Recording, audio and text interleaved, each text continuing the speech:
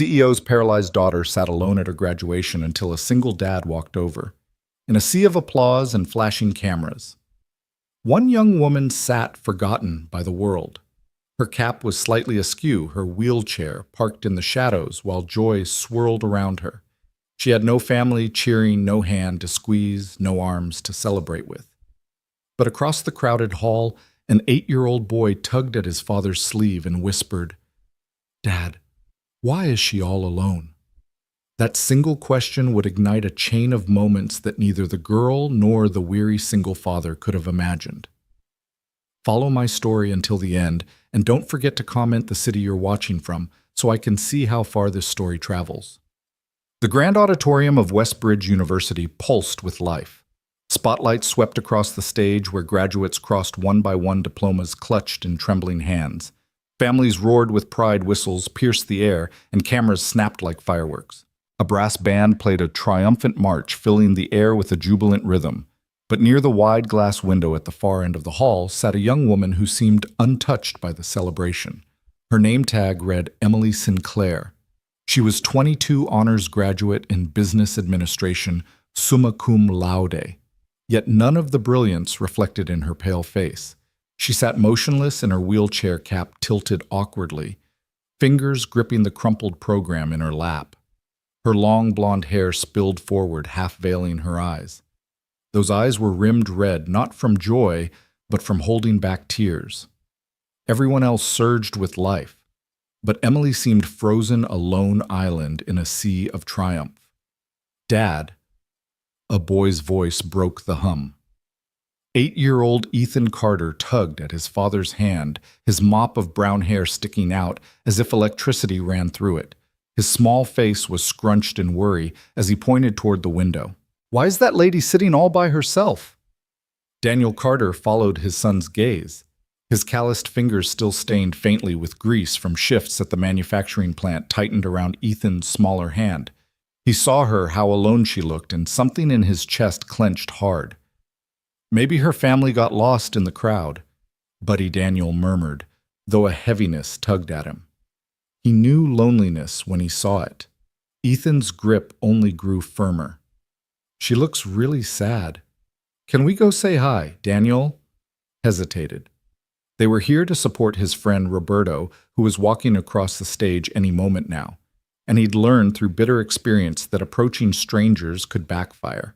But the sight of Emily, her isolation like a shadow in all the brightness, reminded him of nights he'd sat alone wishing someone would notice his pain. "Okay," Daniel said at last, his voice quiet, "but just to say congratulations. If she wants privacy, we'll respect that." The boy grinned and practically pulled him forward through the throng. Families parted briefly curious as a working-class man in faded jeans and a restless child made their way toward the forgotten graduate. Up close, Daniel could see the tears clinging stubbornly to Emily's lashes. The name tag confirmed it, Emily Sinclair. Summa cum laude. An incredible achievement, and yet here she sat utterly alone. Ethan, unbothered by any sense of hesitation, piped up with a bright, "Hi, I'm Ethan. This is my dad, Daniel. We just wanted to say congratulations." Emily blinked, startled. She looked as though kindness from strangers was a language she hadn't practiced in years. Her lips parted, then curved weakly into a whisper. "Thank you," she murmured, her voice almost drowned by the roar of applause as another name was called on stage. Daniel crouched slightly, leveling himself with his son, then lifted his gaze to meet hers. "I hope we're not intruding. My boy has this gift, noticing when someone might need a friend." For a moment, Emily's guarded mask wavered. Surprise flickered in her green eyes, followed by something softer, hope, fragile and unfamiliar. "No, it's fine. Thank you for stopping." Ethan, oblivious to the weight in the air, continued cheerfully. "My dad says graduation is super important.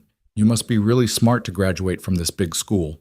Ethan Daniel chided gently, but to his surprise, Emily let out a faint laugh, light but real, like the crackle of fire on a cold night.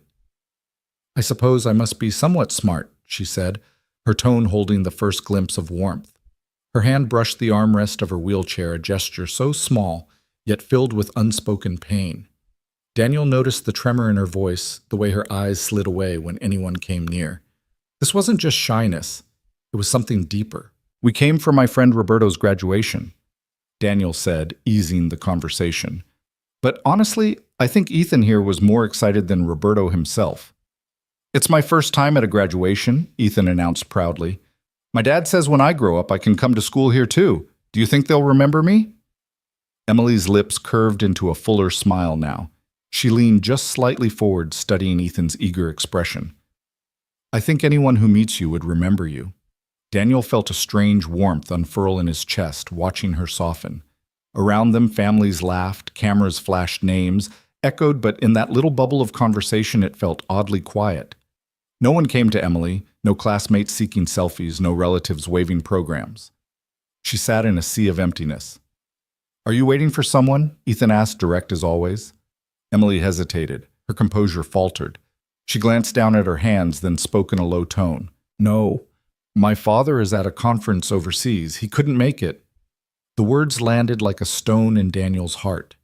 He knew that ache all too well, the sting of milestones unshared. He thought of Ethan's birthdays, school recitals, scraped knees. How many times he'd wished Clara were alive to share those moments. But Emily had no one.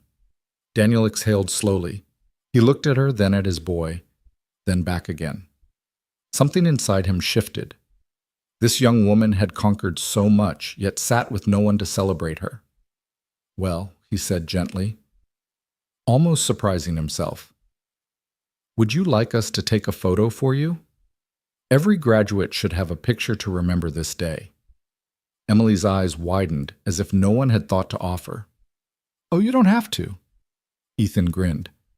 "Dad's really good at taking pictures. He takes lots of me because Mom can't." The innocence of his voice hung heavy. Clara had died the day Ethan was born. To Ethan, it was simply fact. To Daniel, it was a wound he carried every day. Emily's gaze softened, understanding flickering across her face. I would actually like that," she whispered. Daniel pulled his battered smartphone from his pocket. He shifted around, trying angles, guiding Emily to tilt her cap, to lift her chin. And slowly her expression changed. A tentative smile bloomed into something radiant, fragile, yet real. When he showed her the photos, Emily's hand lifted to her mouth. For the first time that day, she saw herself not as an abandoned daughter in a wheelchair, but as a graduate. "They're beautiful," she breathed. "Thank you." Daniel gave a small nod. But inside, he felt something profound stir. This wasn't the end of a chance encounter. It was the beginning. The applause thundered again as another graduate's name echoed across the auditorium. Proud families leapt to their feet, capturing the moment with phones held high. Yet in the corner by the window, Daniel noticed the silence surrounding Emily. Even after he and Ethan had stopped to speak with her, no one else came.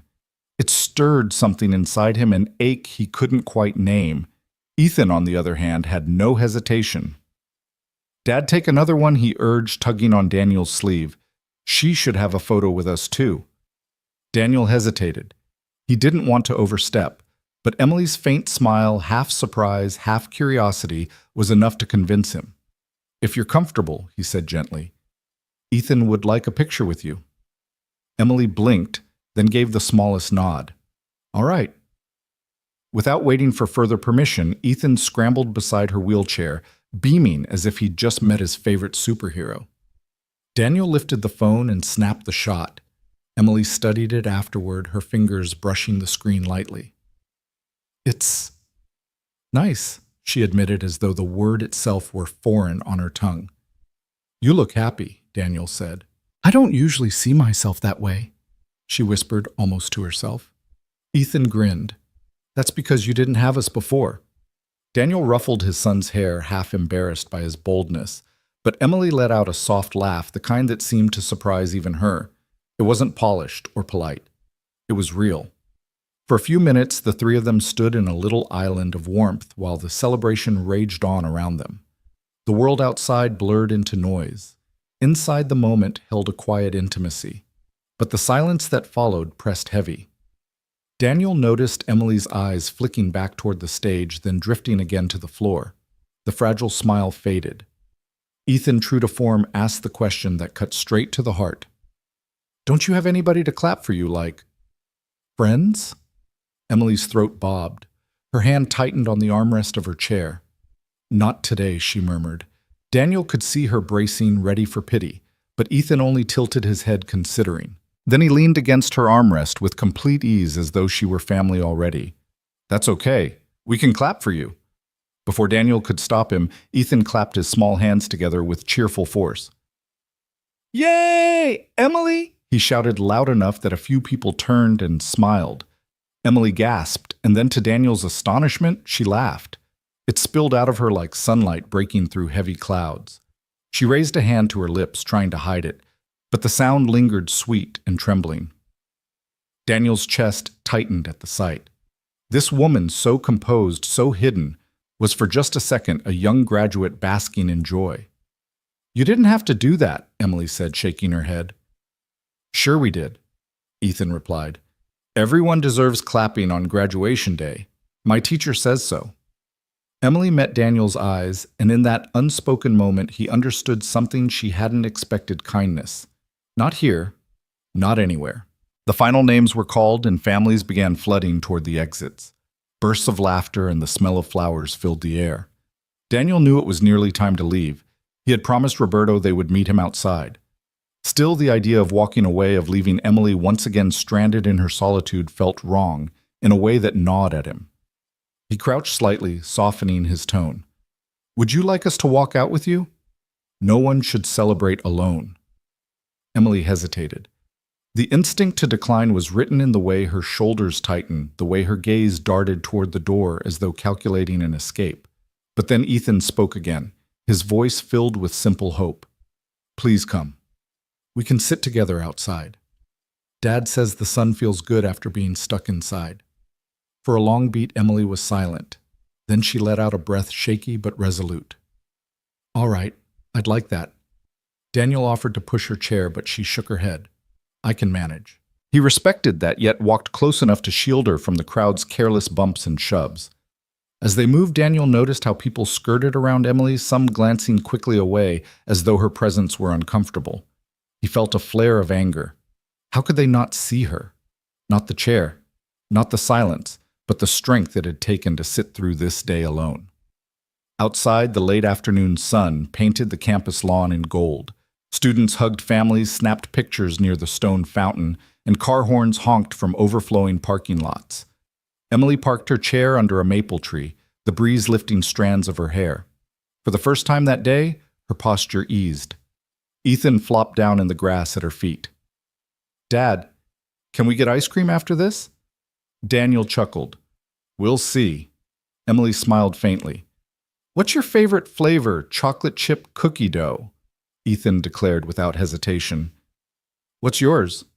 Emily thought for a moment. Forest green, Ethan blinked. That's the color, not a flavor. She laughed softly. You're right. I meant mint chocolate chip. But forest green is my favorite color, because even in dark forests, life still grows. Daniel studied her quietly. He saw the poetry in her answer, the way she reached for meaning even in small things. And he realized he wanted to hear more. Emily, he said gently, congratulations. Not just for today, but for everything. It takes more strength than people know just to get here. Her eyes flicked to his, and in them he saw gratitude so raw it almost undid him. For the first time, Daniel wondered if this meeting, this moment, wasn't just chance. It felt like the start of something neither of them had expected. The late afternoon sun cast long shadows across the lawn, bathing the campus in warm light. Families scattered in every direction, arms full of flowers, cameras raised to catch graduates in cap and gown. But under the maple tree, the three of them lingered in their own small circle. Daniel adjusted his stance, folding his arms loosely as he watched his son sitting cross-legged in the grass. Emily's chair was angled toward them, the sunlight catching in her hair. For the first time, she didn't look like someone bracing for the world's dismissal. She looked present. Emily, Ethan said suddenly, his young voice carrying across the lawn. Why weren't your mom and dad here? My dad always comes to my stuff. Well, except when he has to work, but he always tries. Daniel opened his mouth to hush him, but Emily beat him to it with a small smile. My mother passed away when I was a baby, she said softly. And my father, he's at a business conference overseas. Her tone was even, but Daniel didn't miss the tiny quiver in it. Ethan frowned. That's not fair.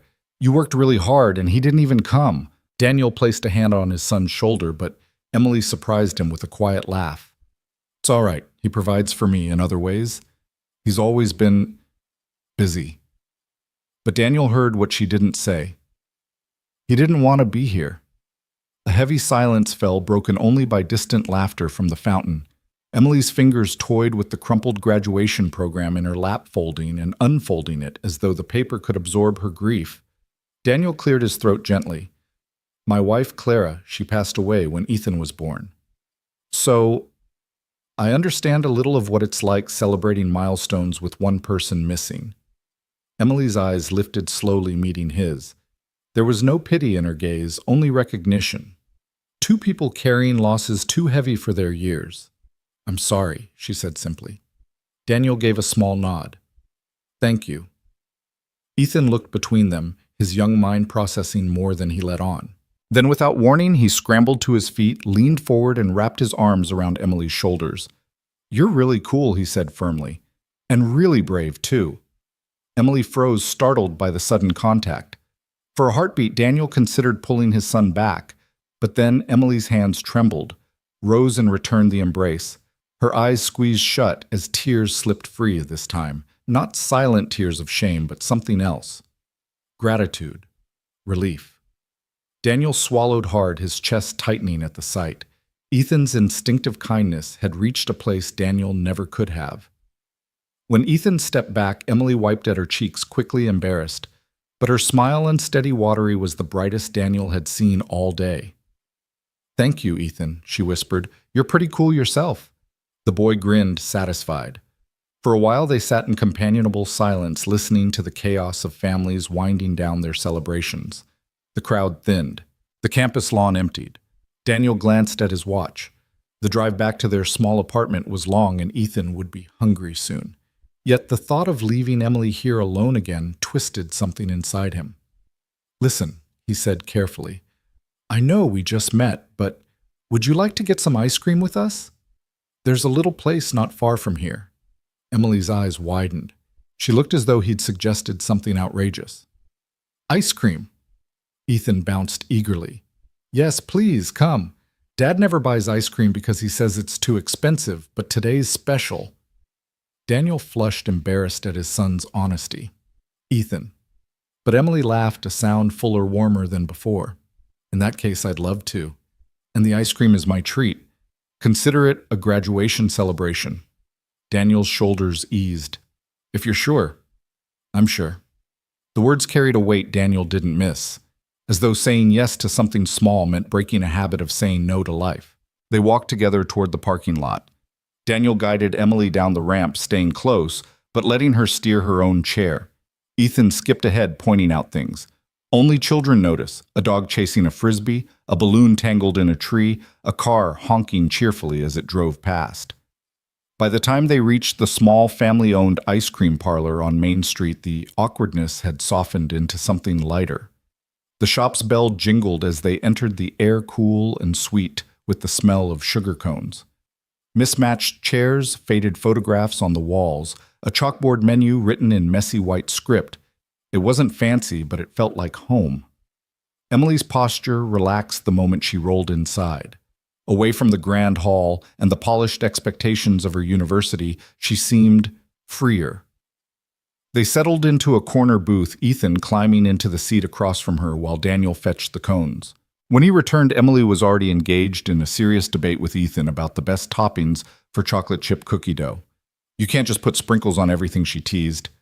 Why not? Ethan shot back, grinning. Sprinkles make life better.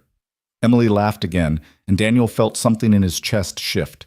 He hadn't heard laughter like that around his family in years. As they ate, the conversation deepened.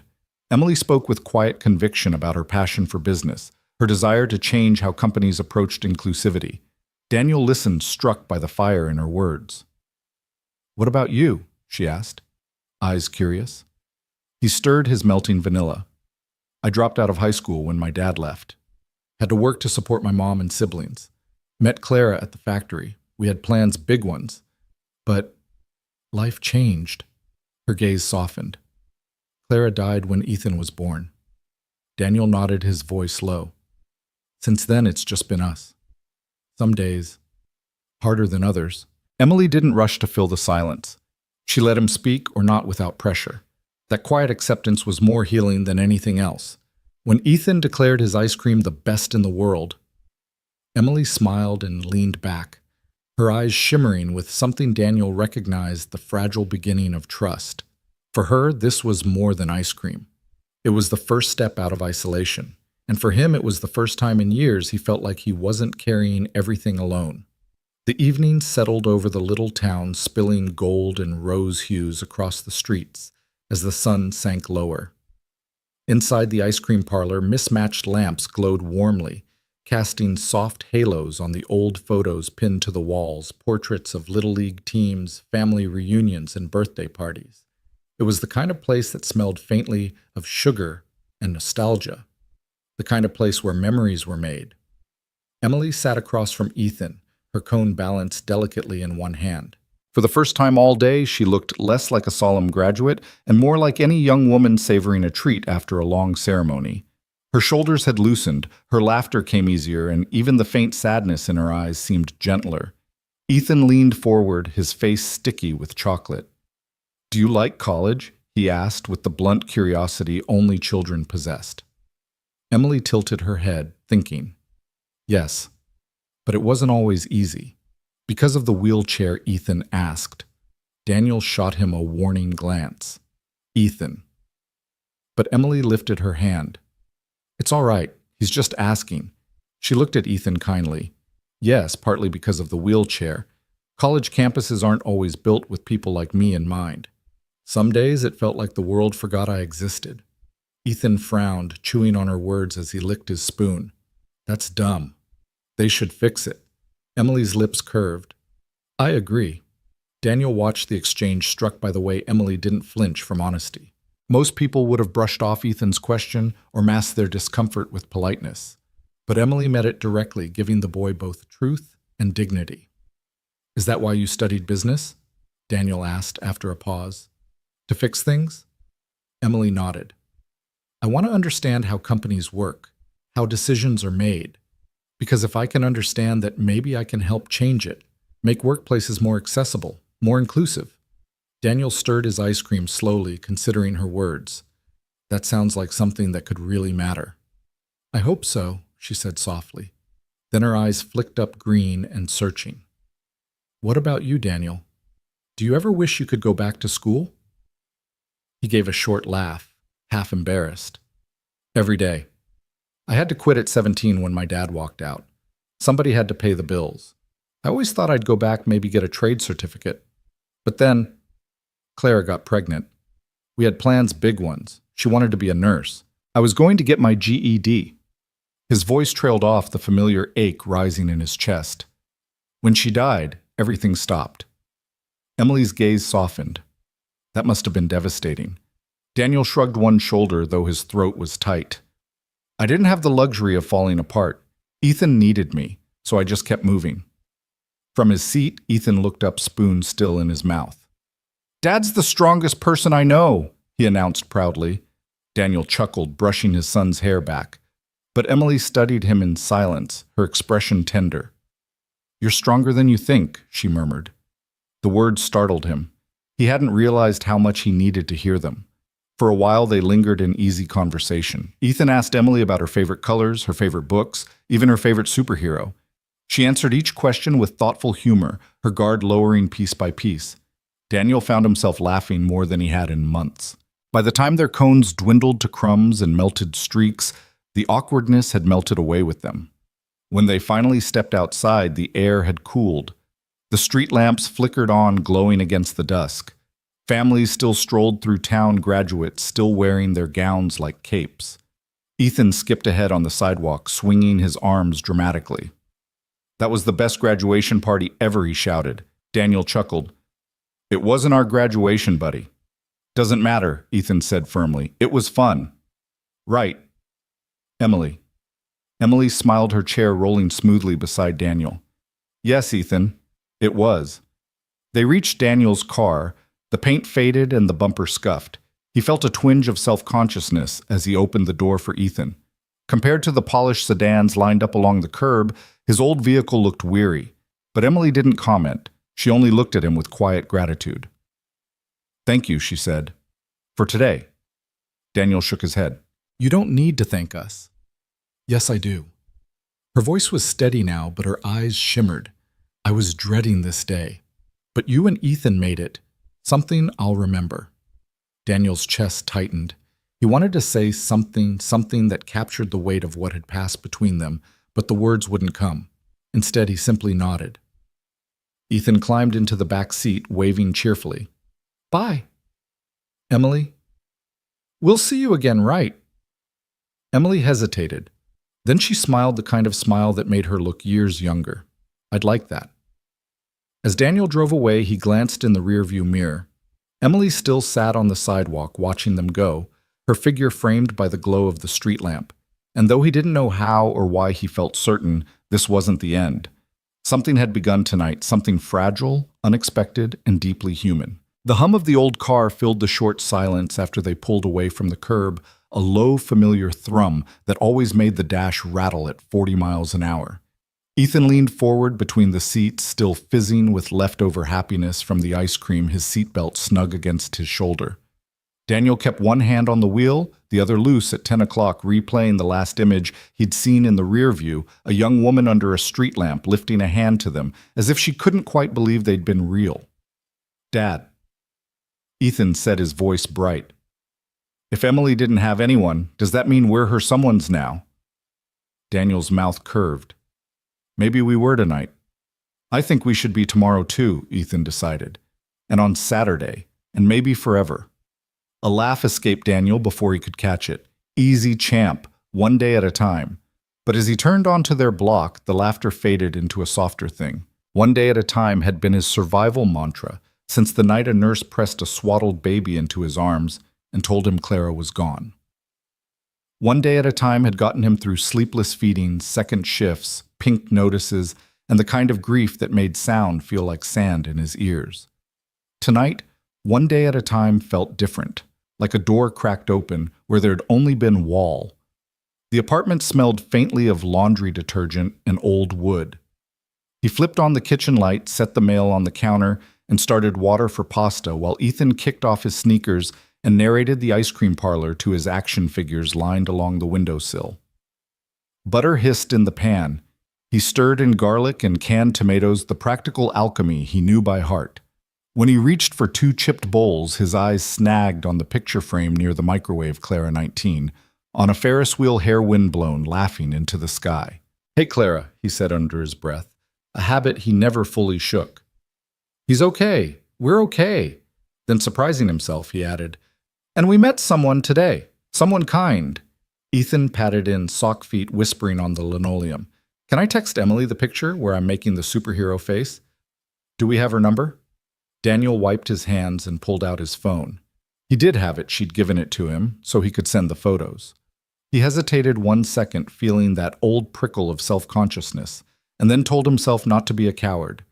He attached 3 shots, the one under the window with her cap tilted just so the one with Ethan leaning against her armrest, and a candid he'd snapped in the doorway of the parlor when she'd laughed without warning. These came out great. Proud of you today, D? He hovered over send, changed, proud of you to hope you like. These changed it back. Then he pressed the blue arrow and set the phone down like it might burn him.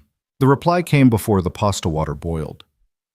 Daniel, I didn't think I'd want photos from today, but these, thank you. I look like myself in them. E. Another bubble blinked. Also, Ethan is officially my favorite hype man. Ethan whooped when Daniel read it aloud. That means I get the superhero picture right. Ask her. Ethan dictated slow and careful. Can I send a silly one? Please don't be mad. Daniel typed it verbatim, resisting the urge to soften his kid's directness with emojis. I could never be mad at you. Came back almost instantly. Send it. They ate at the wobbly table with the window cracked to let in a cool ribbon of night air. After dishes after bath time and a tangled bedtime story where Ethan made the dragon politely apologize for scaring the villagers, the apartment settled into its familiar hush. The cheap fridge hummed. A car door thunked in the lot. Somewhere downstairs, a TV laughed too loud. Daniel sat on the edge of his bed and scrolled up the thread. I look like myself in them. He didn't realize he'd said the words out loud until his phone buzzed again and her name lit the screen. Not a text this time. A call. For a second he stared at it, that old hitch in his chest. What if he didn't know how to talk to someone anymore? Then he swiped to answer. "Hey," he said. "Hey, Emily," echoed a smile tucked into the single syllable. "Sorry to call late." "It's not late. I just wanted to say thank you with my actual voice. You and Ethan changed what today feels like in my head." Daniel leaned back against the headboard lights off the room blue with street glow. "You don't owe us thanks." "I know," she said softly. "That's why it means more." A small pause. "Is Ethan asleep out like a light?" "I sent him a trophy emoji," she confessed. "I hope that's acceptable hype man protocol. Pretty sure you just made his year." A shared quiet settled, the easy kind he hadn't felt with a stranger in a long time. He could hear something faint on her end, maybe the whir of an air purifier, the distant honk of a city 2 neighborhoods nicer than his. "Can I ask you something slightly odd?" she said. "Ask. Do you know a place that still prints photos, like actual paper prints? I haven't printed any since—" Her voice thinned at the edges. "Well, it's been a while." "Pharmacy on Maple," he said. "They still do 1 hour, probably more like 90 minutes if Carl's working." She laughed. "Carl sounds like a 90-minute guy. Carl is a 2-hour guy if he's telling you about his fishing boat." Silence again. "Then, would you pick them up with me? I know that's silly. I just don't want to walk in alone and feel like I'm making a fuss over pictures that shouldn't matter this much." "Not silly," Daniel said. "Tell me when." "Saturday.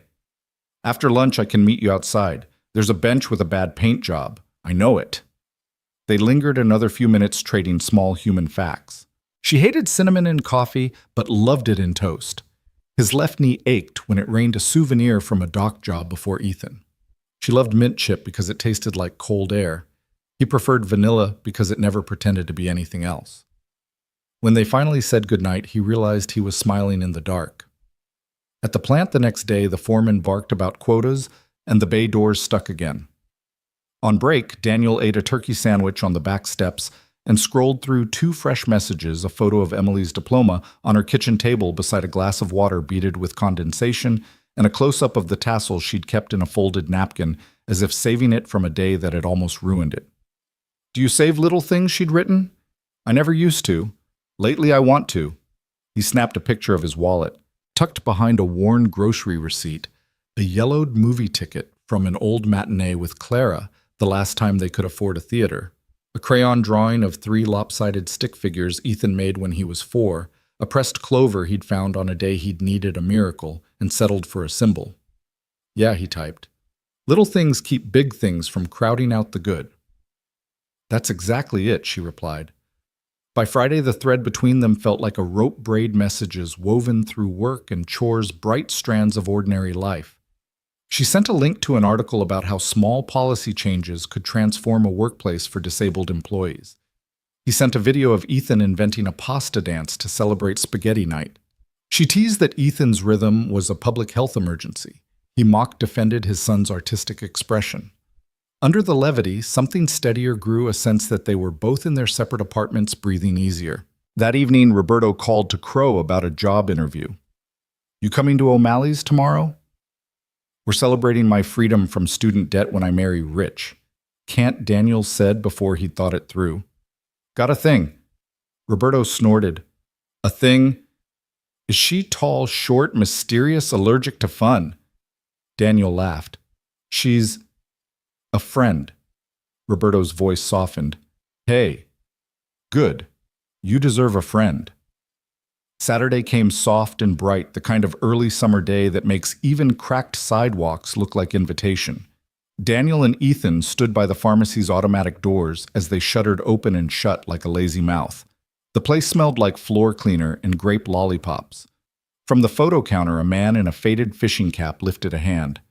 Carl Daniel whispered, "Does he have a boat?" Ethan whispered back, reverent. "Two, if you ask him."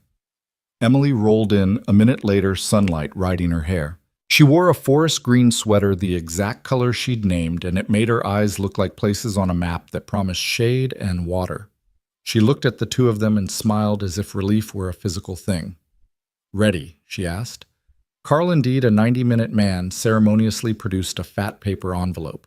Emily slid a fingernail under the flap and drew out the stack.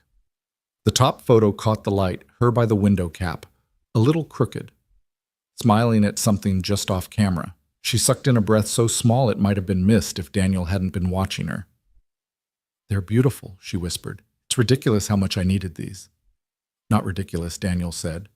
Ethan edged closer. "Can I see the superhero one?" She flipped through until she found it, Ethan grinning with his arms crossed like a brave knight beside her. He beamed. "We have to frame it." "We do," she agreed. Then her fingers paused on another picture, the one Daniel had taken in the ice cream doorway, all unguarded laughter. She touched the corner gently like you touch a pet that used to startle at kindness. "I didn't know I could still look like that." "You always did," Daniel said before he could stop himself. "It just took a day worth remembering." She met his eyes, and in that glance was the fragile contract of two people deciding to trust a little more. They paid Carl, told a generous portion of a fishing story, and stepped back into sunlight with a white pharmacy bag and a plan to find frames at the thrift store on Pine. On the way, Ethan chattered about where to hang a picture in their apartment. Above the window, he decided. "So the sun can clap for it in the morning." "Sunlight clapping," Emily repeated, smiling. "I like that." At the thrift store, they dug through a bin of mismatched frames. Ethan picked a gold one shaped like a crown. Daniel found a simple wood frame with a nick in the corner. Emily chose a clean white border that made the green in her eyes jump off the paper when they tried the photo behind it. Small purchases. Small errands, a Saturday, written in ordinary ink, and yet it felt like moving furniture in their hearts, making room. They ended in the park with lemonade sweating onto a picnic table. Children screeched from the swings. A terrier the size of a loaf of bread attempted to herd three teenagers off the grass. A breeze pressed leaves together in a soft applause. "I used to think I was a burden," Emily said quietly, watching a kite bob against the bright. "Not for any one reason, just the math of me felt heavy to people." Daniel shook his head. "Their math's wrong." She looked down, then back up. "Today I believed you." Ethan slurped loudly, then looked serious. "Are we still your someones?" Emily's laugh broke into the warm air like a bell. "Yes, Ethan. If you'll have me." "We'll have you," Daniel said. The words landed inside him with a comfort that felt like truth. By the time the sun leaned west, they'd chosen where to hang the frames in two different homes. They said goodbye with the awkwardness of people who didn't want to, and a promise to meet at Riverside next weekend for a picnic that would not by any stretch be a father-son event, but something else entirely. Driving home, Ethan hummed his pasta dance under his breath, and Daniel let the quiet hold them. The day had been made of small things, prints, frames, lemonades, a kite stitched to the sky. But somewhere inside those small things, a future had quietly changed lanes. By Sunday morning, the photo frames had already begun their quiet work.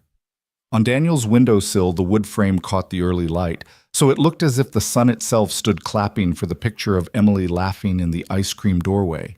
Across town, in her neat apartment that smelled faintly of citrus cleaner, Emily's white frame leaned against a stack of books, holding her smile steady against the wall. Two homes stitched together by a single Saturday seemed suddenly less separate. The week unfolded like beads on a string, work shifts, homework errands, and threaded between messages that felt like a new way of breathing. Emily sent Daniel snapshots of her world rain sliding down her fourth-floor window, a chipped coffee mug, a list on her phone titled Small Wins. Daniel answered with Ethan's crooked volcano model and greasy-fingered sketches on scrap paper from the plant. On Tuesday, while Daniel wrestled with a jammed bay door, his phone buzzed. A photo of white lilies filled the screen. From my father's office, Emily's caption read, delivered by his assistant. Congratulations again. Yes? Daniel frowned. He typed, Do they smell good? Too good. Gives me a headache, she replied. After a pause, another message. He means well. He just doesn't know how to be here without billing someone for the hour. Daniel didn't try to fix it. He told her about Carl the photo clerk and his endless fishing stories. 3 laughing emojis appeared, followed by words that slowed. Sometimes it's easier to be competent than to be loved. People applaud competence. Love asks them to stay. That night a storm swept in. Rain pounded the glass, the power snapped off. Ethan whooped in the dark, thrilled. Daniel built a tent of sheets, lit a flashlight. Then his phone buzzed. Lights out here too. I hate the dark when elevators die. You safe? He typed. Stuck on 4. Not going anywhere unless I crawl. He hesitated, erased, then wrote, Want company on the phone. We'll read you Ethan's pirate story, please. So Ethan read aloud under the tent, his voice is outrageous. Between accents, Emily laughed, the sound catching and then smoothing like someone testing a bridge and finding it would hold. When the pirates hit a wave, thunder answered outside and all 3 of them shouted Yar into the night. After Ethan fell asleep, Emily's voice softened. I used to love storms. After the accident, weather turned into logistics ramps, generators, stairwells. It's exhausting having to plan so hard just to be a person. Yeah, Daniel murmured. Do you want to know how it happened? Only if you want to tell it. She told him. A sorority ski trip, a trail too steep, the squeak of snow when you're almost out of control, neon jackets brushing past her laughter, then the sudden immovable tree. I remember the taste of pine, she whispered. Then nothing. Then not being able to make my feet be feet. Her father had flown in for 36 hours installing experts, ordering meals she couldn't eat, flowers she couldn't smell. He was good at paying attention to the problem. I don't think he knew how to pay attention to me. Daniel let her words rest, not rushing to fill the silence. I became very good at not needing anyone, she went on. But the other day at the pharmacy, when Ethan asked for the superhero picture, I didn't feel like math.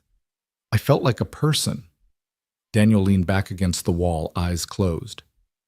You are a person, Emily, before the lists and after the lists. Her breath shivered down the line. Thank you. By Wednesday morning, the storm had passed.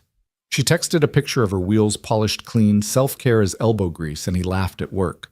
Later he called to rehearse interview questions. Why this company, he read. Because I'm tired of waiting for someone else to fix it, she answered slowly. Because I want kids in wheelchairs to feel bored by how well everything already works. There it is, Daniel said. Say that. Make them wish they thought of it first. Friday. Emily rolled into a glassy lobby smelling of polished stone. The interview was half promise, half insult. One manager impressed another, asking if she could keep up. She left under a too blue sky and texted, Not terrible. Not amazing. But I didn't disappear. Then after a beat, coffee. Not to fix anything. Just to share oxygen. Daniel was already halfway there before he admitted to himself he'd said yes. They met at a park cart, traded tea for cookies, and sat on a peeling bench. She told him about the questions that stung and the ones that sparked hope. He told her about Ethan's spelling test and how bleach had ruined his favorite shirt. They didn't touch, but he felt belonging settle over them like shade. When they parted, there was no excuse, only a plan. Sunday Library Study Room B, mock interview. Ethan declared himself vice president of snacks, and Emily grinned as she made him a badge with her label maker. That night, Daniel paused by the framed photo on the sill. In the reflection for a split second, he swore he saw 3 figures instead of 2. Across town, Emily wrote a new line under her small wins list, asked for what I needed. Didn't apologize for it. She turned out the light, lying awake, not from fear, but from the unfamiliar noise of a future knocking. Sunday came with the gentle hush of a small-town morning. The streets near the library were still damp from a night shower, and the air smelled faintly of wet earth and coffee drifting from the cafe across the square. Daniel parked the old sedan by the curb, listening to its engine sputter into silence. Ethan bounced in the back seat, a backpack stuffed with juice boxes and crackers strapped on like he was preparing for an expedition. Dad, remember I'm vice president of snacks, he announced proudly. Daniel grinned. Yes, sir. I'll defer to your expertise. When they stepped into the library, the cool air greeted them along with the faint musk of old paper. Emily was already there, waiting outside study room B, a stack of printed notes balanced neatly on her lap. She wore a soft gray sweater and jeans, but it wasn't the clothes Daniel noticed. It was the way she smiled when she saw them, hesitant at first, then brighter, as if she'd been holding her breath all morning and could finally exhale. You came, she said softly. Wouldn't miss it, Daniel replied. Ethan barreled forward and plopped his backpack on the table inside. Okay, rules. No boring snacks, no falling asleep, and if anyone says synergy, they have to buy me candy. Emily laughed, covering her mouth with her hand. Daniel chuckled and shook his head. Looks like we're in good hands. For the next hour, Daniel played mock interviewer, his voice deliberately gruff. Tell me why we should hire you, Ms. Sinclair. Emily sat straight, her eyes steady. Because I understand not just what makes a company profitable, but what makes it human. If businesses don't include everyone, they're leaving half their potential on the table. Daniel nodded approvingly, jotting notes on Ethan's notepad for dramatic effect. Good answer. Strong. But what about when someone doubts your abilities? Emily hesitated, her hands tightening on the armrests. She glanced at Ethan, who was munching loudly on pretzels. His brown eyes met hers, utterly trusting. I'd remind them that leadership isn't about walking the farthest distance, she said slowly. It's about seeing farther, and I've learned to see what most people overlook. Daniel's throat tightened. The room felt charged, the words hanging like something holy. He broke character, leaning forward. That right there, that's what you need to show them. The fire, not the resume. Emily's lips parted. For a long moment, she only looked at him, her green eyes flickering with something unspoken. Then she nodded. Thank you for believing when I can't. Always, Daniel said quietly. Ethan, oblivious to the weight of the moment, announced snack break and pushed juice boxes across the table. The heaviness dissolved into laughter, and they spent the rest of the afternoon sharing stories, Emily confessing how she once got stuck in a dorm elevator for 3 hours with nothing but a bag of popcorn, Daniel recalling the time Ethan tried to fix the toaster with peanut butter. By the time they left the library, sunlight had softened into late afternoon glow. Emily wheeled beside them toward the parking lot. She looked lighter somehow, her laugh more unguarded, her shoulders not quite so tense. Thank you for today, she said, pausing at the curb. I haven't felt useful in a long time. You reminded me I still am. Daniel met her gaze, something steady rising in his chest. You've always been useful. You just needed someone to see it. Their eyes lingered, the silence between them carrying more than words. Then Ethan broke it with childlike certainty. Emily, you should come to our apartment. We could hang your photo next to ours. That way it's like one big family picture.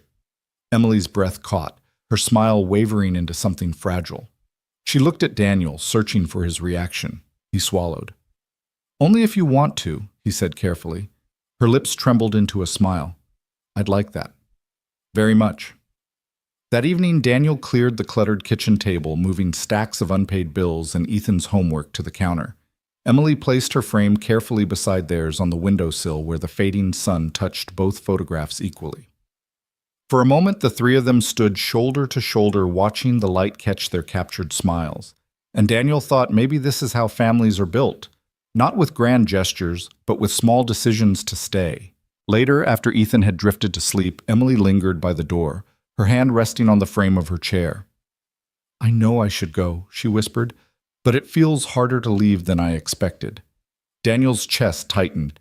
He wanted to tell her not to leave, to stay, to never go back to that quiet apartment where lilies wilted in their vase. But he only said, then don't rush. So she stayed, and they talked until midnight about Clara, about the accident, about the scars you can't photograph. And when she finally wheeled out into the cool night, Daniel knew something had shifted beyond friendship.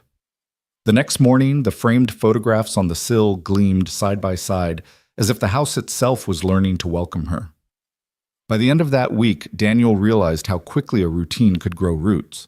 It started started with small messages in the morning, Emily sending him a photo of her coffee mug beside a half-read business journal, Daniel replying with Ethan's lopsided cereal tower on the kitchen counter. At first it was simple, ordinary, but soon the silence in between began to feel heavy, as though the day tilted toward the next time his phone would buzz with her name. Friday night, just as Daniel was scrubbing grease from his hands after a long shift, the car finally gave out. The old sedan coughed twice and went still in the factory lot. He leaned back against the wheel, rubbing his forehead. He could walk home, but how would he get Ethan to school on Monday? How would he get himself to work? When his phone buzzed, he almost ignored it, but the screen lit with Emily's name. "How was your day?" He typed back. "Car died. Can't even get it to turn over. Don't know what I'm going to do." The dots blinked, stopped, then blinked again. Finally, "Do you want help? I can research some used cars, maybe compare prices. At least give you options." He stared at the screen. No one had offered to carry his burden in years, not since Clara. His instinct was to decline to insist he could handle it, but something in Emily's earlier words, "I haven't felt useful in a long time," echoed in his mind. "If you want to," he typed. That night, while Ethan dozed in his bed, Daniel sat on the couch scrolling through the spreadsheet Emily had emailed. She had cross-referenced reviews, gas mileage, repair history, even marked a column for safety first for Ethan. He called her without thinking. "You really did all this?" he asked when she answered. "You needed help," she said simply. "And I could help. Isn't that what friends do?" Daniel pressed a hand to his eyes. Yeah, it is." The quiet between them stretched comfortable this time. He could hear a faint hum in the background. Maybe her fridge, maybe a city bus outside. "Emily," he said softly, "I don't remember the last time someone did something like this for me." "Then maybe it's time you get used to it," she whispered. The next day, he borrowed Roberto's truck and drove to look at a sedan Emily had flagged as reliable. She joined him rolling across the lot with a folder of notes like she'd prepared for a board meeting. Ethan ran ahead, bouncing on the cracked asphalt, calling, "This one, Dad. It looks like a superhero car." Daniel laughed, embarrassed at how seriously she had taken it. But Emily only grinned. "I told you I do my research." By Monday, the Carters had a new-to-them sedan parked outside their building. It was nothing fancy, paint-chipped seats worn, but it started every time. And when Daniel looked at Emily as she adjusted the frame on her lap and nodded approvingly, he realized it wasn't just the car that felt new. It was the way his life seemed to be making space for her. That evening, while Ethan spread crayons across the table, Emily lingered with Daniel in the kitchen. She watched as he chopped onions for spaghetti, her eyes following the easy rhythm of his hands. "You've built so much with so little," she said quietly. "Most people wouldn't have survived what you did." Daniel shrugged, blinking against the sting of the onion. "Didn't have a choice. Ethan needed me." "That's what makes it remarkable," she replied. He set the knife down, meeting her gaze. "You really think that I know it?" For a long moment, neither moved. Then Ethan shouted from the other room, breaking the spell, "Dad." "Emily, look at my dragon drawing." Daniel chuckled, shaking his head, and the tension dissolved into laughter. But later, when Emily wheeled home under the soft glow of the street lamps, Daniel stood at the window watching her leave. Something inside him ached at the sight. He wanted to call her back to ask her to stay. Instead, he whispered into the empty kitchen, "Don't get used to walking away. Not anymore." Across town, Emily placed the folder of car notes on her counter and stared at it. Her apartment was neat polished, the lilies from her father's assistant already drooping in their vase. But the room felt emptier than ever. For the first time in years, she wished someone else were here to share the silence. She glanced at the framed photo on her windowsill, the one of her laughing outside the ice cream shop. In the reflection, her apartment looked warmer than it was. And she realized Daniel had been right. Maybe little things really could keep the big things from crowding out the good. 2 weeks later, the air in town had turned crisp, the first signs of autumn curling along the edges of the trees. Emily wheeled up the cracked sidewalk toward the cafe, where she and Daniel had agreed to meet. Her phone buzzed in her lap, an alert from yet another job board, another posting she'd applied to days ago. She didn't even need to open it to know, Thank you for your interest, but we've decided to move forward with other candidates. She silenced the notification. Rejection had become a rhythm, the dull thud of doors closing. Each one stung less and less, yet it wore her down all the same. When Daniel spotted her from across the street, he raised a hand in greeting, Ethan skipping at his side with his backpack bouncing. Emily's shoulders eased despite herself. Inside the cafe smelled of roasted beans and warm bread. Daniel bought 2 coffees and a cocoa for Ethan, and they slid into a booth. For a few minutes, they chatted about Ethan's spelling test, about the car that still purred thanks to Emily's research about the weather turning. But Daniel caught the faint tightness around Emily's smile. Another one he asked gently. She looked down ashamed at how easily he read her. Yes, same story. They liked my resume, they liked my ideas, until they saw the chair. Then it was all polite smiles and promises to keep me in mind. Ethan frowned, slurping his cocoa. That's dumb. They should want you even more. You're like superhero smart. Emily's laugh was watery. If only the world worked that way, Ethan. Daniel leaned forward, his forearms resting on the table. Emily, listen to me. They don't see you because you're giving them the polished version, the safe answers. Stop trying to be what you think they want. Show them the fire you showed me. She blinked, surprised. Fire. The reason you studied business, the reason you care. That's what makes you unstoppable. Not the degree, not the resume. You. Her throat worked. And what if they still don't see it? Then it's their loss, Daniel said firmly. Something in his tone rooted her, steadied her. She stared into her coffee, then back at him, and for the first time in weeks her chest loosened. Later outside the cafe, the sky blushed with evening. Ethan was skipping ahead, chasing leaves in the breeze, while Daniel lingered beside her chair. You've got this, he said quietly. I believe in you. She swallowed, her voice trembling. You always know what to say. Because I see you, he replied.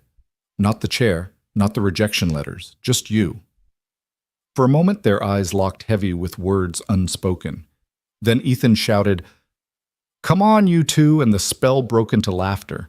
The next morning, Emily sat in another interview, fluorescent lights buzzing overhead, polished shoes clicking across the floor.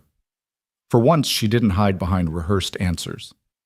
When asked why she wanted the position, she took a breath and said, Because I know what it feels like to be shut out, and I want to make sure fewer people ever have to feel that way. The panel went silent. One woman leaned forward, intrigued. For the first time, Emily left feeling like she had given them herself, not a version she had polished to safety. That evening, she texted Daniel. You were right. I didn't disappear today. I think I burned a little. His reply came quick. That's the Emily I know. That's the one they'll never forget. Emily stared at the message until her chest ached. She hadn't realized how much she needed someone to believe in her this fiercely. At home, Daniel tucked Ethan into bed. The boy clutched his stuffed bear and whispered, Dad, do you think Emily could be like my aunt forever? Not just until the photos fade. Daniel smoothed his son's hair. Maybe Buddy. Maybe she'll be even more than that.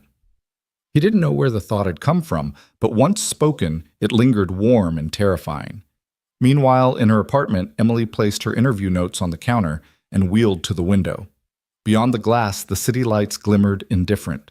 Yet for the first time, she didn't feel invisible.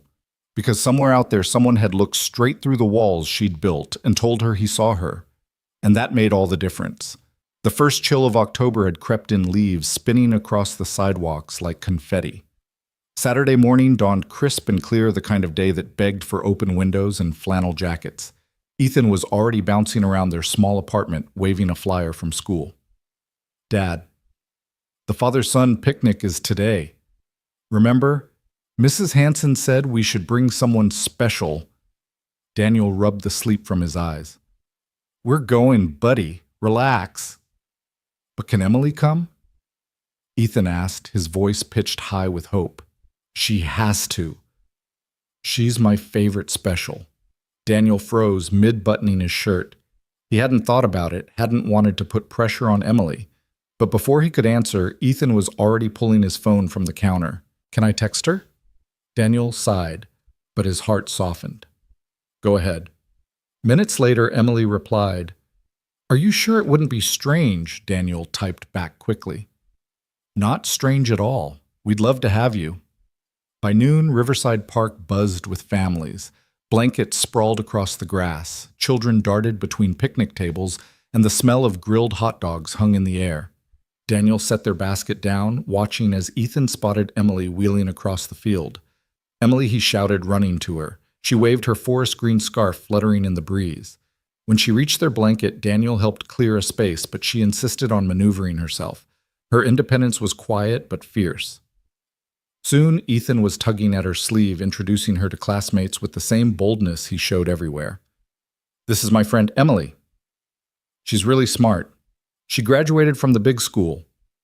The children swarmed her with questions. "Does it hurt to be in a wheelchair?" one girl asked. Sometimes Emily answered honestly. "But everyone has something about their body that can be tricky. Some people wear glasses, some need hearing aids. This is just how I get around." "Can I try sitting in it?" another boy blurted. Emily smiled. "Only if your parents say yes." Within minutes, there was a line of second graders taking turns laughing as they rolled a few feet. Emily guided each, patiently answering their curiosity with warmth. Daniel stood back, watching his chest tightening with an emotion he didn't dare name. She looked natural. Not as a guest or outsider, but as someone who belonged. Later, when the kids ran off to chase a soccer ball, Daniel spread a blanket and sat beside her. The sunlight glinted off the river and laughter floated across the park. "You're good with them," he said quietly. Emily shrugged, though her cheeks flushed. "Children don't see limitations, just possibilities." "Ethan sees you," Daniel murmured. Her eyes flicked to his, catching something raw there. "And what do you see?" Daniel hesitated. The truth pressed against his chest. "I see the woman who's been slowly stitching herself into the fabric of our lives. I see the future I didn't think I deserved, but he only said I see someone strong, stronger than anyone realizes." The silence that followed was rich, full of unsaid things. Emily reached for her cup, her hand trembling slightly, and Daniel had to resist the urge to cover it with his own. The afternoon drifted in laughter and games, Ethan tugging them into his orbit. Emily helped him build a lopsided tower of cups, cheering when it didn't collapse. Daniel grilled hot dogs and caught himself glancing at her every few minutes, as though afraid she might vanish. As the sun dipped lower, painting the park in amber light, they sat watching Ethan cartwheel across the grass with a group of kids. Daniel exhaled, his voice low. "You know, for a long time I thought our family was incomplete, like we were missing some piece that made other families whole." Emily turned to him, her green eyes steady. But watching him today, seeing how happy he is, how naturally he includes others, "I think maybe we've been whole all along. Maybe we just needed the right person to share it with." Her eyes shimmered. She reached out, hesitating only a second before letting her hand rest against his. "Daniel, I've spent most of my life feeling like I was too much trouble, too different, too complicated. But with you and Ethan, I don't feel that way anymore. I feel enough." The weight of her words settled between them, heavier than the autumn air. Daniel squeezed her hand gently, his heart pounding. Ethan shouted for them to watch another cartwheel, breaking the moment into laughter again. But as they packed up and walked toward the car, Daniel knew something had shifted irreversibly. It was no longer just kindness drawing them together. It was something deeper, stronger, and far more dangerous. Love was beginning to stir. The glow of the father-son picnic lingered in Daniel's mind long after they'd returned home. That night, as he tucked Ethan into bed, the boy asked sleepily, "Dad, can Emily come to everything now?" "Not just special stuff, everything." Daniel smoothed his hair back. "We'll see, buddy." But in his chest, the answer was already yes. Over the next weeks, Emily became part of their rhythm. She joined them at the Saturday farmers market, laughing when Ethan insisted on buying the ugliest pumpkin for Halloween. She helped Daniel cook chili one rainy evening, her precise chopping of onions putting his haphazard knife work to shame. And she started sending Ethan encouraging notes before his spelling tests, typed in bold, cheerful fonts he adored. Yet as the bond deepened, so did Daniel's unease. Love was blooming. He could feel it in the way Emily's laughter softened his weariness, in the way her presence filled corners of his life he hadn't realized were empty. But love was dangerous. Clara's absence had taught him that, and the gap between their worlds, her wealth, his paycheck-to-paycheck existence, loomed like a canyon he wasn't sure they could cross. One Thursday evening after Ethan had gone to bed, Daniel lingered by the kitchen sink as Emily packed her bag. She had been helping Ethan with math homework, and the house still hummed with the echo of their laughter. "You don't have to keep doing this," Daniel said suddenly. His voice came out rougher than he meant. Emily stilled. "Doing what? Spending time here, carrying our world on your shoulders. You have your own life." She wheeled closer, her eyes searching his face. "Daniel, I'm not here out of pity. I'm here because I want to be." His hands gripped the counter. "I just don't want you to wake up one day and realize we're an anchor holding you back." Her voice was quiet, but steady. "You're not an anchor. You're the reason I'm starting to believe I could actually build a life worth living." The words left him shaken, but before he could answer, his phone buzzed on the counter. A text from Roberto, "Congrats to Emily. Saw the company announcement. She's in the running for that corporate initiative thing, right?" Daniel frowned. "What's this about?" Emily's face shifted. "It's, something. A position at a major firm. They were impressed with my thesis on accessibility. It's everything I've worked for." Daniel forced a smile, though his stomach knotted. "That's incredible." Her gaze lingered on him, hesitant. "The thing is, the job is in Denver." The air seemed to drain from the room. "When would you leave?" Daniel asked quietly. 2 months. He nodded slowly, hiding the twist in his chest. "You have to take it." Emily looked down at her hands. "Do I—" For the first time, I'm not sure what my dream really is. The room fell into silence. Outside, a dog barked down the block. Inside, Daniel's heart pounded with unspoken words. "Don't go. We need you. I need you." But he bit them back, afraid to chain her to a life she might regret. Emily finally broke the quiet. "I should go. It's late." Daniel watched her wheel out the door, his throat thick. Ethan's voice echoed in his memory. "Can Emily come to everything now?" He sank into the chair she had just vacated, the air still warm where she'd been. Love had crept in quietly, and now it demanded an answer. Was he willing to risk his heart again? And was she willing to risk hers? The news of Denver hung between them like a storm cloud, invisible, yet heavy enough to darken every room they shared. Over the next few days, Daniel carried it silently, forcing smiles for Ethan while his mind churned with the same relentless question: what if she leaves Ethan perceptive as always noticed? "Dad, why do you look sad when Emily texts?" he asked one evening as they set the table. Daniel forced a laugh. "I don't. Maybe I'm just tired." But Ethan studied him, his small face earnest. "If she goes away, can we visit her? I don't want her to be lonely again." Daniel's chest ached. "We'll figure it out, buddy." That night after Ethan was asleep, Daniel sat by the glow of his phone. He typed and erased a dozen messages to Emily.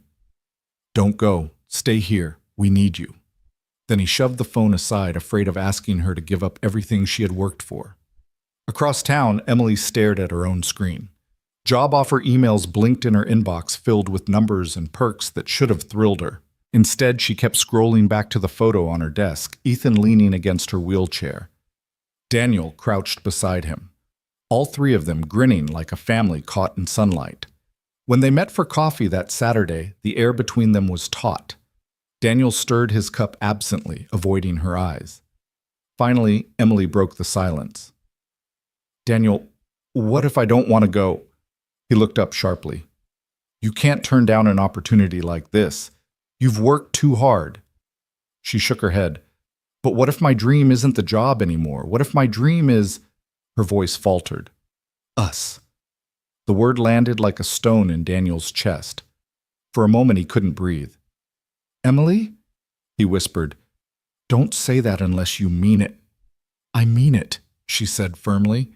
Her hands trembled on the cup. "These past months have been the happiest of my life. I love you, Daniel, and I love Ethan. I'd rather build something real with you than chase a title that will leave me successful and alone." Daniel's world tilted. He had imagined this moment, but hearing the words felt unreal. He reached across the table, covering her hand with his. I love you too, he admitted. His voice broke. But I'm scared, Emily. I'm a factory worker who never finished school. You're brilliant, destined for things I can't even imagine. I don't want you to give that up for me. Her eyes filled with tears. Don't you get it? I'm not giving anything up. I'm choosing the life I want. With you, with Ethan. That's not sacrifice, it's freedom. Silence wrapped around them, broken only by the hiss of the espresso machine. Daniel squeezed her hand tighter, the weight of her words sinking deep. Later in the park, where they often met, Ethan ran ahead chasing squirrels while Daniel and Emily lingered by the bench. Do you really believe this can work? He asked. Emily's gaze was steady. Yes, because love doesn't care about resumes or bank accounts. It cares about showing up. And you've been showing up for Ethan every day of his life. You showed up for me when no one else did. That's what matters. The sun slanted golden through the trees, catching her hair, and Daniel realized with startling clarity this woman had already become part of his family. But choices still lay ahead. The job offer wouldn't vanish, neither would the fear of not being enough. For the first time in years, Daniel allowed himself to imagine a future not just of survival, but of love. And he knew one way or another, everything was about to change. The week that followed was a blur of emotions. Daniel worked his shifts at the plant, went through the motions of packing Ethan's lunches and checking his homework, but every spare thought circled back to Emily's words at the cafe. I love you. I choose you. He couldn't shake the weight of them. Part of him felt elated, as though someone had cracked open a window in a room he didn't realize was suffocating. The other part, the old cautious part, was terrified. Love had cost him once before. Could he risk opening his heart again? Friday evening, he found Emily waiting outside their apartment. She sat in her chair with a small smile, a scarf wrapped around her shoulders against the cool breeze. Ethan spotted her from the stairwell and raced forward, nearly toppling as he threw his arms around her. You came, he shouted. I told you I would. Emily laughed, hugging him back. Daniel's chest tightened at the sight. She fit there on his doorstep in his son's arms, as if she had always belonged. Inside over bowls of spaghetti, Emily broke the news. They officially offered me the position, she said. It's everything I thought I wanted: salary, resources, influence. But she glanced at Ethan, then Daniel. It's in Denver. Daniel's fork stilled. He forced a smile. That's incredible. You deserve it. But do I want it? She asked softly. Her gaze lingered on him. That's the question. The air thickened. Ethan, oblivious, chatted about his science project, but Daniel felt the unspoken words pressing between him and Emily. When Ethan finally excused himself to the living room, Daniel leaned forward. Emily, you can't give this up for us, he said firmly. This is your dream. Her eyes shimmered. Dreams can change. Daniel, I've had money all my life, but I've never been this happy. Not until you and Ethan. He shook his head, struggling to believe. I'm just a guy trying to keep the lights on. You're everything I'm not. Stop, she whispered. Don't diminish yourself. You're the most principled, caring man I've ever met. You've raised an extraordinary son. That's more impressive than any title. Silence stretched between them, thick with emotion. Daniel wanted to believe her, but years of scraping by had carved deep grooves of doubt in him. Then Ethan's voice floated from the living room. Dad, Emily, come look. They joined him to find he'd arranged his drawings across the coffee table, stick figures of himself. Daniel and Emily holding hands under a crooked sun. This is us, he explained proudly. A family. Daniel's throat closed. Emily pressed a trembling hand to her mouth. Tears welling. Ethan, she whispered. That's beautiful. The boy grinned. So can we be one? For real. Daniel met Emily's gaze over their son's head. In her eyes he saw the answer neither of them had dared say aloud, yes. For real. Later, after Ethan had gone to bed, they stood by the window, the city lights glinting beyond the glass. Emily reached for his hand, her fingers cool but steady. I love you, she said again, her voice certain. And if there's any chance of building a life together, I want it more than any job. Daniel pulled her into his arms, resting his forehead against hers. For the first time in years, he let himself whisper the words he had buried deep. I love you too. And in that moment, Denver felt 1,000 miles away. What mattered was here in this small apartment, in the laughter of a boy, in the fragile, fierce bond between two souls who had finally found each other. The air inside Daniel's apartment felt different after that night lighter, yet charged with something neither of them could name out loud. They had spoken the words admitted what had been building between them, but reality wasn't a fairy tale. Choices still pressed against them unyielding. By Monday morning, Emily was on her way to a follow-up meeting with the firm. Daniel watched her wheel confidently into the glass building, her scarf bright against the steel-gray lobby. He'd driven her there, insisting on waiting in the parking lot, even though she had told him she could manage on her own. When she emerged an hour later, she looked calm, but her eyes betrayed the storm within. "Well," he asked. "They want me in Denver by the end of next month," she said. Her voice was steady, but the words felt like a blade between them. Daniel nodded, jaw tight. "That's fast. I told them I'd think about it." The ride back was quiet, the hum of the road filling the silence. Ethan chattered from the back seat about a spelling game at school, blissfully unaware of the tension. Daniel gripped the wheel harder, fighting the ache in his chest. That evening, when Ethan was asleep, Daniel finally said what had been gnawing at him. "Emily, I can't ask you to give this up. You'll resent me. You'll resent us." Emily looked at him across the kitchen table, her hands folded. "Daniel, you're not asking me. I'm telling you I don't want to go, not if it means leaving behind the only real family I've ever had." He shook his head, frustration thick in his voice. "You're brilliant, Emily. You're going to change the world. And I'm just me. I'm scared you'll wake up one day and regret choosing this life." Her eyes flared with quiet fire. "Someone like you, Daniel, you're the most extraordinary man I've ever known. You've done everything for your son, carried burdens most people couldn't even imagine. Don't you dare belittle that." He opened his mouth, but she cut him off, her voice trembling but fierce. "Money doesn't buy the kind of happiness I've found with you and Ethan. Do you know how many birthdays I've spent alone? How many milestones celebrated with assistants or flowers sent from a boardroom? All I ever wanted was what you already have. Laughter around a dinner table, someone who shows up, someone who cares." Daniel stared at her, the weight of her confession hitting him like a wave. "Emily," his voice broke, "I love you. More than I thought I could love anyone again. But I can't ask you to give up everything." "You're not asking," she whispered. She reached across the table, her hand covering his. I'm choosing us." The silence stretched thick with emotion. Daniel's heart pounded, torn between relief and fear. Finally he asked, "What about the job?" Her lips curved into a small, trembling smile. "Then I'll make them an offer. I'll propose working remotely with travel when necessary. If they want my ideas, they'll find a way. If not, then maybe it wasn't the right place after all." Daniel felt his throat tighten. For years he had survived on scraps of time, scraps of money, scraps of hope. And here she was, choosing him, choosing Ethan, choosing their messy, imperfect little life over everything else.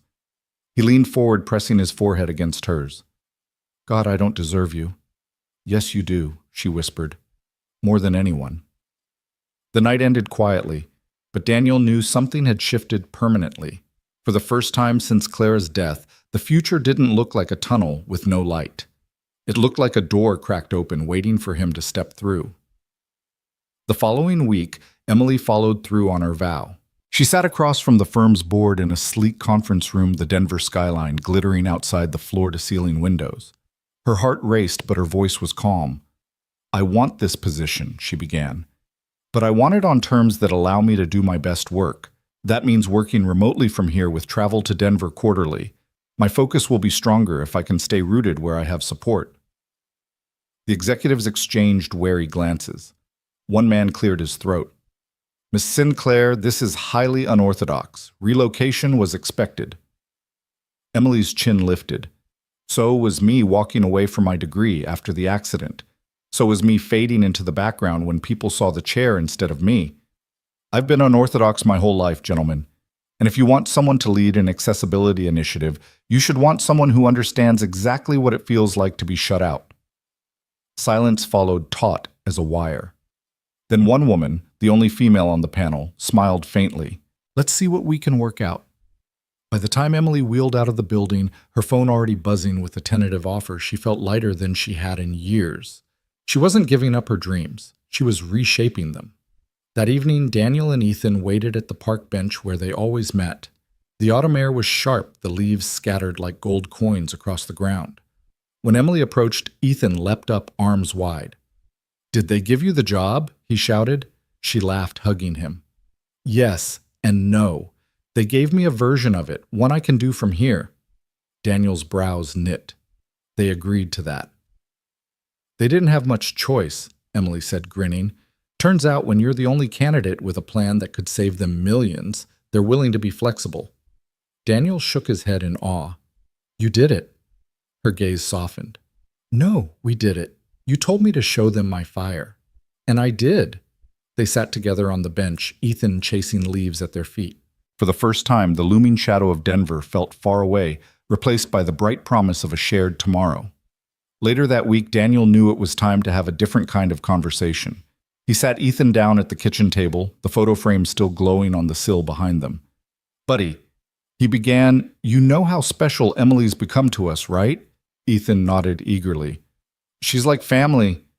Daniel took a steadying breath. "I love her, not just as a friend, the way I loved your mom." Ethan's eyes widened. "Does that mean she might live with us? Like, forever?" Daniel hesitated. "Would you like that?" "Are you kidding?" Ethan grinned. "That would be the best thing ever. She could help me with homework and teach me business words, and we could watch movies all together." Then softer, "Do you think Mom would be okay with it?" Daniel's throat tightened. "I think your mom would want us to be happy, and I think she'd love Emily for making us smile again." Ethan nodded solemnly. "Then yes, let's be a family with Emily." The next evening, Daniel shared the conversation with Emily as they sat in the living room. She listened, tears brimming in her eyes. "Daniel," she whispered, "I've spent my whole life feeling like an outsider in my own family, and now you're telling me, you and Ethan, you want me to be part of yours?" He reached for her hand. Not just part of it, the heart of it. For a long moment, neither spoke. Then Emily leaned forward, resting her forehead against his, her tears warm against his cheek. "Yes," she whispered. "Yes to all of it." And in that quiet, crowded little living room surrounded by crayon drawings and overdue bills, they sealed the promise of a new family, one not built by blood or obligation, but by choice. The days that followed carried a strange rhythm, ordinary, yet touched with something new. Daniel found himself humming as he packed Ethan's lunch, catching Emily's smile across the table, or feeling her hand brush his when they sat side by side on the couch. It wasn't dramatic, not like in the movies, but it was real. And for Daniel, real was more than enough. But not everyone was ready to welcome their little patchwork family. One Saturday morning, as Daniel walked Emily into the community center for Ethan's soccer practice, a few parents whispered in the corner. He caught fragments. "The CEO's daughter. Isn't she paralyzed? What's he doing with her?" He tried to shrug it off, but Emily's posture stiffened in the chair. Inside, Ethan ran onto the field waving at them from across the grass. Emily tried to smile, but Daniel saw the flicker in her eyes, the same old doubt, the voice she fought every day. During halftime, one mother approached. "Emily, Sinclair, isn't it? I read about your work. Quite impressive." Her tone was polite, but her eyes slid briefly to the chair, then to Daniel. "And you're—" "Daniel Hayes," he said evenly. "Ethan's dad." Her smile thinned. "Ah, well, good luck with that." She turned away. Emily's face burned. But before she could say anything, Daniel crouched beside her, speaking low. "Don't let them get to you. They don't know us. They don't know what we've built." Her voice trembled. "I thought I was used to this, but sometimes it still feels like I'll never be enough." Daniel shook his head firm. "Emily, you're more than enough. You're the best thing that's ever happened to me and Ethan. Don't let anyone make you doubt that." She looked at him then, and whatever storm had been gathering behind her eyes eased a little. That night after Ethan had gone to bed, Daniel brewed 2 mugs of tea, They sat on the balcony, the hum of the city rising up beneath them. Emily leaned back, her scarf wrapped around her shoulders, her hair loose in the breeze. "You know," she said softly, "when I first saw you at the graduation, I thought you were just another kind stranger. I had no idea how much you'd change everything." Daniel chuckled. "I thought the same about you. Just a woman sitting alone who needed someone to sit beside her." "Funny how life works," she murmured. Silence lingered comfortable. Then Emily's hand slipped into his. "Daniel, what if we really made this official? Not just us dating. What if we built a home together?" His heart stumbled. "You mean move in?" She nodded, her eyes steady. "Yes, I know it's fast, but I don't want to spend another year waiting to live. I want to be where I feel like I belong, and that's with you, with Ethan." Daniel stared at her, torn between joy and fear. He thought of the bills stacked on the counter, the leaky faucet he hadn't fixed yet, the threadbare couch in the living room. What did he have to offer someone like her?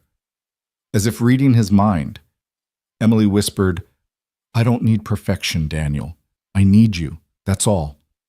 The words broke something open inside him. He cupped her face gently, leaning in until their foreheads touched. Then, "Yes," he said, his voice raw. "Move in. Let's make this real." Emily's eyes glistened, her lips curving into a smile that lit the night. Then it settled. "We'll start a new chapter, together." From the other room, Ethan stirred and called sleepily, "Dad." "Emily, are you still up?" Daniel laughed softly. "Yeah, buddy, we're here." And as Emily squeezed his hand, Daniel realized those words. "We're here" were no longer just about getting through another night. They were about building a life he never thought he'd get to have again. 2 weeks later, the apartment felt different. Emily's books filled the shelves where old unpaid bills used to sit in a messy pile. A bright throw blanket covered the tired couch, smelling faintly of lavender. And Ethan's laughter seemed louder, freer, as if he knew deep down that something solid had finally taken root. One Friday evening, after a long day, Daniel returned from a double shift at the garage. He opened the door and froze. The table was set with candles, crooked, mismatched ones, but glowing just the same. Plates of pasta steamed in the center, and Ethan was bouncing excitedly in his chair. "What's this?" Daniel asked, smiling despite his exhaustion. "A celebration," Emily said, wheeling from the kitchen with a bowl of salad. "Of us." Ethan clapped his hands. "Our family dinner." Daniel's throat tightened. He pulled out a chair and sat across from Emily, Ethan wedged happily between them. It wasn't fancy, it wasn't grand, but it was everything. Halfway through the meal, Ethan leaned forward. "Dad, Emily, do you think maybe we could make it official? Like, you two could get married?" Daniel nearly choked on his water. Emily's fork clattered against her plate. Ethan's face flushed. "Sorry, I didn't mean..." "No," Daniel said quickly, clearing his throat. He reached across to ruffle his son's hair. "Don't apologize. You're just ahead of us, that's all." Emily's eyes met Daniel's. 1,000 unspoken words passed between them. She smiled softly. "It's not such a crazy idea." Daniel's pulse raced. "Emily, are you?" She laughed, her cheeks pink. "I'm not proposing at the dinner table with pasta sauce everywhere, but if you asked someday, I wouldn't say no." Ethan cheered, throwing his arms in the air. "Yes, best family ever." Daniel laughed, shaking his head. "Slow down, champ, one step at a time." But inside his heart swelled with something fierce and certain. Later that night, when Ethan was tucked in, Daniel and Emily sat on the balcony, the city lights blinking below. "You meant that?" he asked softly. "About not saying no?" Emily turned toward him, her eyes steady. "I've never been more sure of anything." He exhaled, his chest tight with relief and wonder. "Emily, I don't have much. Not money, not a big house. But I have love. I have loyalty. And I'll spend the rest of my life proving that's enough." Her hand found his fingers lacing together. "It's more than enough, Daniel. It's everything I ever wanted." They sat in silence, the night breeze wrapping around them. For the first time in years, Daniel didn't just see the future as a struggle to survive. He saw birthdays, graduations, Christmas mornings, He saw Emily at his side, Ethan taller every year, a life stitched together from loss and second chances. When he finally kissed her, it wasn't with desperation but with certainty, a promise quiet but unbreakable. And in that moment, under the glow of city lights and the echo of Ethan's laughter down the hall, Daniel realized he hadn't just rescued someone that day at graduation, he had rescued himself. Winter pressed in hard that year, the kind of cold that painted the windows in silver frost and made every breath bloom white in the air. Daniel shoveled the steps while Emily and Ethan decorated the living room, their laughter spilling out into the street like music. For the first time in years, the season didn't feel like something to endure. It felt like home. On Christmas Eve, they gathered around the small tree, patched together with old ornaments from Daniel's past, and a few elegant glass baubles Emily had brought from her father's house. The mix looked strange but beautiful, a mirror of the family they were becoming. Ethan tore open his gifts with squeals of delight, then darted over to hand one small box to Emily. "This one's from Dad," he whispered loudly, grinning. Emily looked at Daniel, who shifted nervously. "Go on," he urged. She peeled back the wrapping to reveal a velvet case. Inside lay a simple silver ring, not flashy, not expensive, just strong and shining.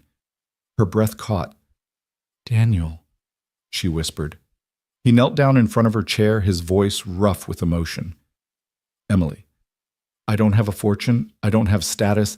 What I have is love for you that won't quit and a promise to stand by you for the rest of my days. Will you marry me?" Her eyes flooded with tears, her hands trembling as she touched his face.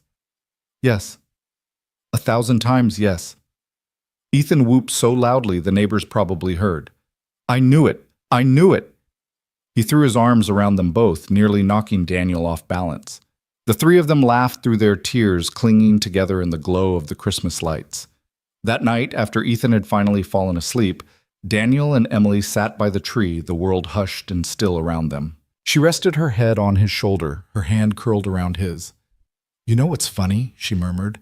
"Everyone thought I'd lost everything when the accident happened, but if it hadn't, I never would have met you." Daniel kissed the top of her head. "Life has a strange way of giving us what we need, even when it looks like it's taking everything away." Emily closed her eyes, breathing in the warmth of the moment. For the first time since the accident, she didn't feel broken. She felt whole. And as snow drifted silently past the window, their new family sat together in the quiet glow, three souls who had found each other against all odds, building a future not out of wealth or perfection, but out of love, resilience, and the courage to begin again. Your thoughts will help us create meaningful stories. And if you want to hear more powerful healing stories like this, don't forget to subscribe to the channel, click the bell icon so you don't miss any new episodes. And most importantly, share this video with people who need a little hope today. Thank you so much for your time. We hear you, we listen to you, and we are honored to tell these stories for you.